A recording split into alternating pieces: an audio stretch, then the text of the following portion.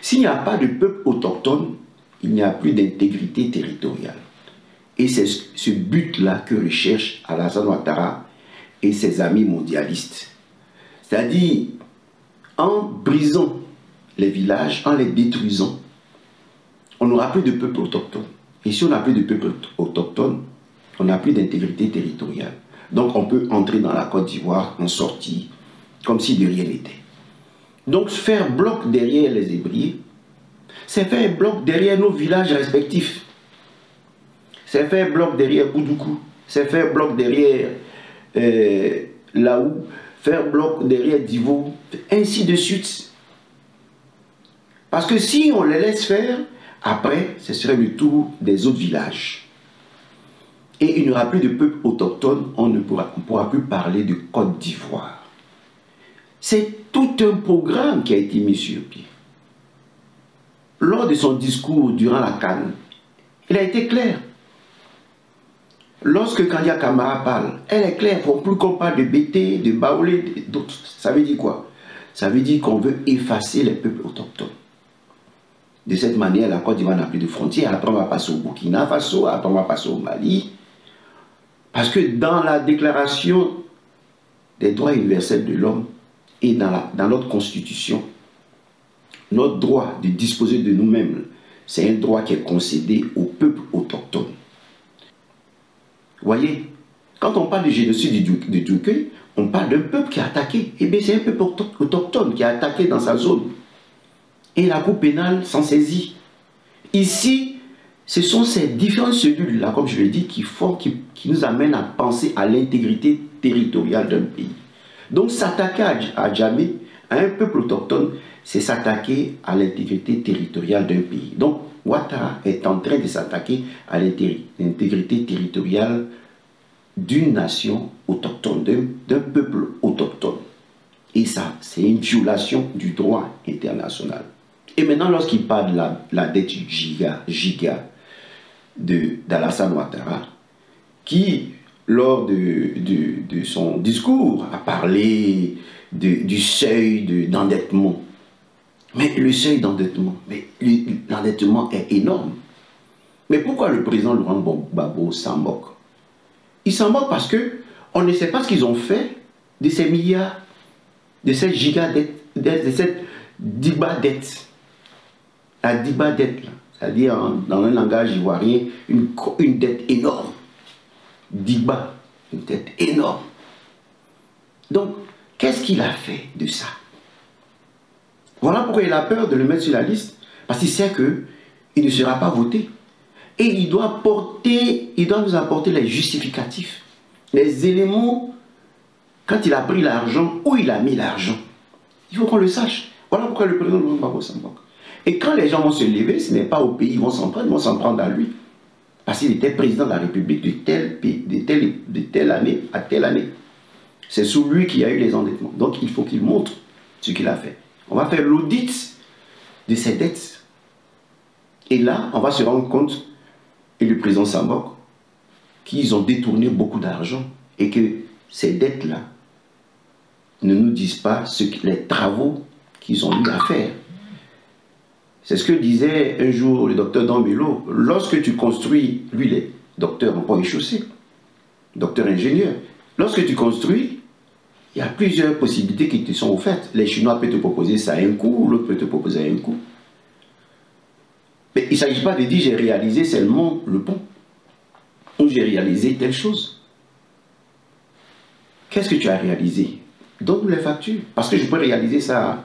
Je peux réaliser ça à 50 milliards, toi tu allais réaliser ça à 100 milliards. Il faut expliquer le pourquoi. Vous voyez, ça c'est un troisième élément qui nous montre que ce qui se passe à Djamé est inconcevable. Maintenant, le quatrième élément, le président Laurent Gbagbo nous dit, la parenté, on est parents lorsqu'on pleure ensemble. Donc on pleure avec Djamé. Et que la Côte d'Ivoire n'a pas besoin d'un économiste, il a besoin d'un président. Et un président, la première qualité d'un président, c'est de constater qu'il aime son peuple. Alassane ne se sent pas fils du peuple ivoirien qu'il a accueilli. Nous n'avons aucune xénophobie vis-à-vis des uns et des autres, non. Vous voyez? Donc quand tu arrives, on t'accueille comme étranger, tu prends la nationalité, il faut aimer au moins les gens qui sont là. Oui, je vais vous dire un secret que beaucoup ignorent. On se dit, oh, les Ivoiriens, ils ne voient rien. Et que l'Ivoirien, quand tu vas aller à la justice avec un étranger, souvent il peut même défendre l'étranger, il ne défend pas son frère. Vous voyez, l'Ivoirien est foncièrement lié à la justice. L'Ivoirien ne va pas défendre son frère parce qu'il est son frère. Il devra défendre son frère si son frère est dans le droit. C'est ce que nous sommes en train de faire avec la Tchadie. Alors que les autres peuples, quand ils sont venus, les allogènes, beaucoup d'entre eux, je ne dis pas et tous, se mettent à défendre leurs frères parce qu'ils viennent du même pays. Même quand ces gens font le mal, ils les défendent. Lorsqu'on vous amène à dire, par exemple, je suis le premier président musulman de PDCRDA, on vous a mis le virus de l'animal. Pour que les gens, leurs maîtres, disent que nous sommes des animaux. Si vous vous comportez comme tels, ça veut dire quoi?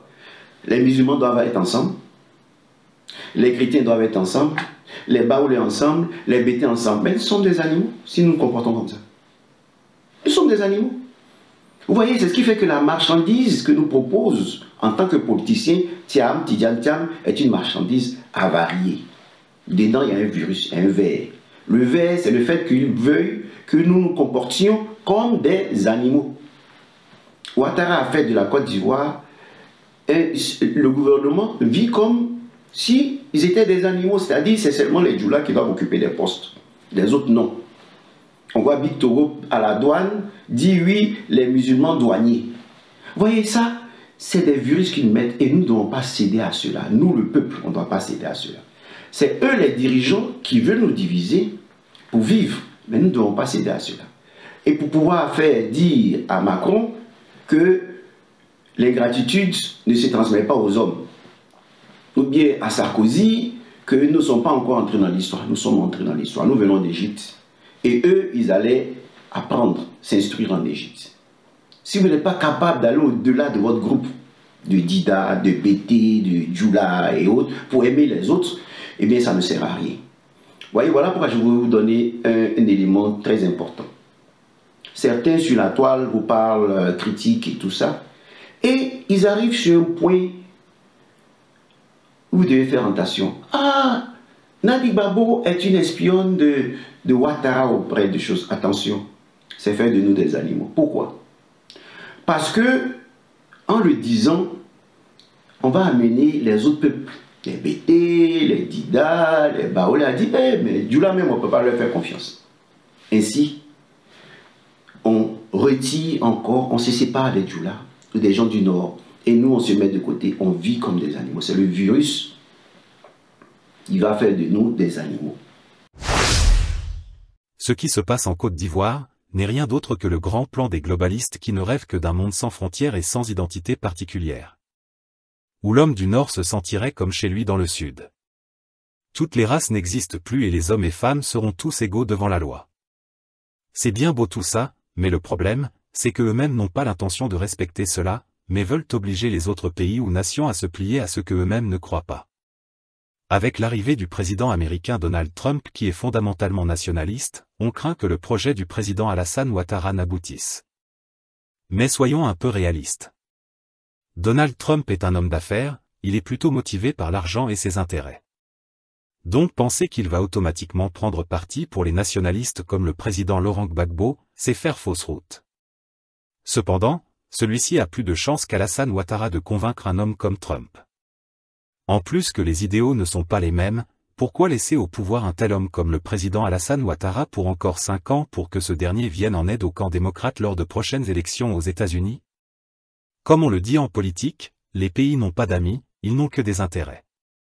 La Côte d'Ivoire est tellement stratégique que celui qui la contrôle a déjà 50% d'avance de chance d'influencer la politique des autres pays francophones de l'Afrique de l'Ouest et même quelques pays de l'Afrique centrale. Fiefs de la France-Afrique, les dirigeants français n'ont pas l'intention de laisser leurs créatures leur filer entre les doigts sans combattre.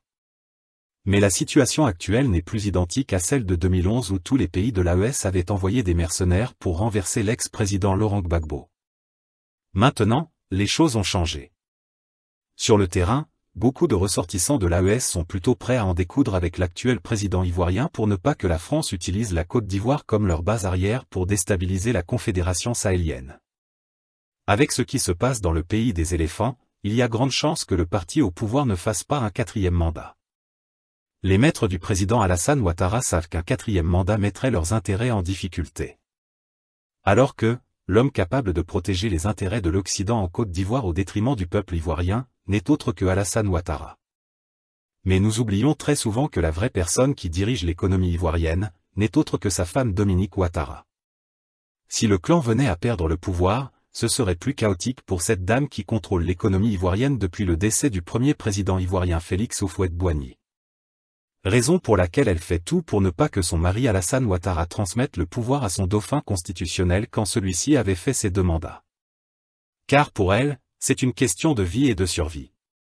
Après tout ce génocide perpétré du nord au sud en passant de l'est à l'ouest depuis leur venue dans la politique ivoirienne, ne leur donne pas le sommeil quand ils savent qu'ils devront un jour quitter le pouvoir. Car comme on le dit, en politique, il n'y a pas d'amitié, seulement que des intérêts. Alors, pour ne pas avoir affaire à la Cour pénale internationale CPI, le clan Alassane Ouattara a décidé de faire tout ce qui est en son pouvoir pour rester à vie à la tête de la Côte d'Ivoire. Voilà, c'est tout pour cette vidéo. Que vous voulez ou non, ou que cela vous plaise ou non, nous faisons partie du jeu. Soit nous serons assis à cette table du Nouveau Monde lors du partage du gâteau, soit nous serons le gâteau qui sera partagé par les occupants de cette nouvelle table. Et c'est suite à ces belles phrases que nous vous remercions pour votre attention. Si le contenu vous a été d'une quelconque utilité, veuillez nous laisser en commentaire votre point de vue, cela nous fera que plaisir. Merci encore à toutes et à tous pour votre fidélité et nous vous disons à très bientôt pour une nouvelle vidéo.